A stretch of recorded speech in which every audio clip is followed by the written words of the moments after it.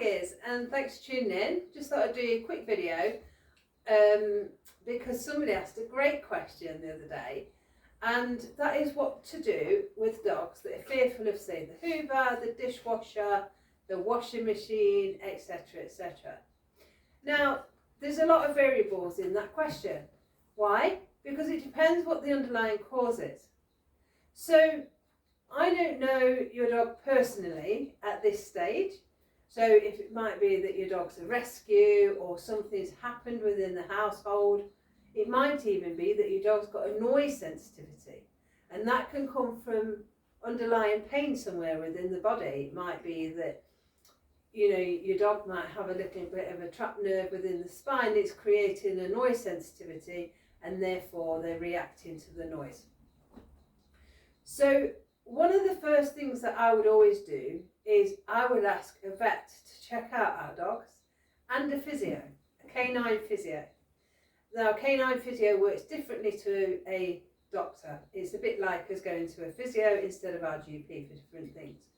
So they can have a look and make sure there's nothing physiologically happening with your terriers.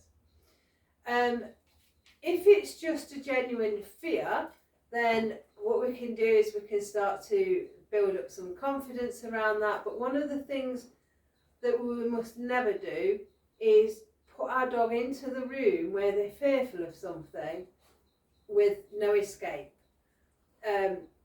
What that means is if there's a washing machine going and your dog's fearful, don't lock them in the kitchen if that's where your washing machine is, because that doesn't allow your dog to overcome that problem. It makes it worse and worse and worse. Now, some of this might sound like common sense, but I have seen it happen on occasion, all right? So what we must try and do is avoid those stimuli for the dog. This will make it easier for your dog to comprehend those items to start with. So if, for instance, your dog is fearful of the vacuum, then don't vacuum with the dog in the house.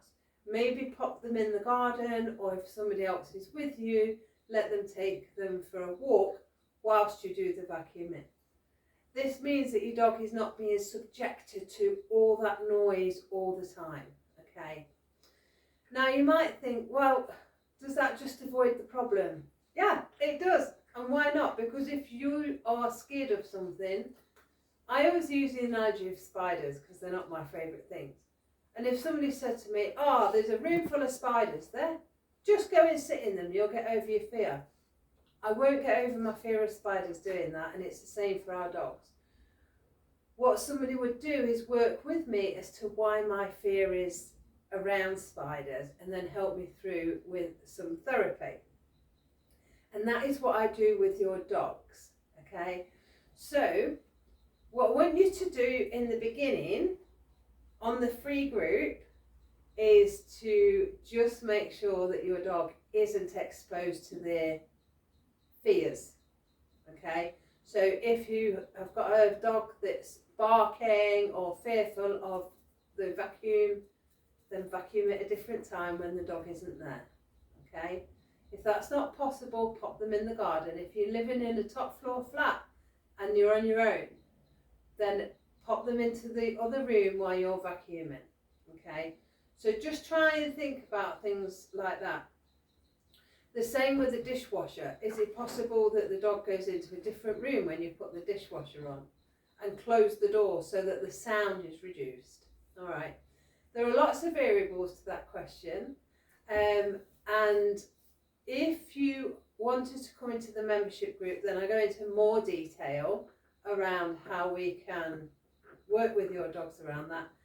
And if you don't want to go to the membership group and you want to just come straight to me as a one-to-one, then that's fine as well. You can just give me a ring on that number, and I can work with you on a one-to-one basis, and you get immediate support the moment you start getting into the programme.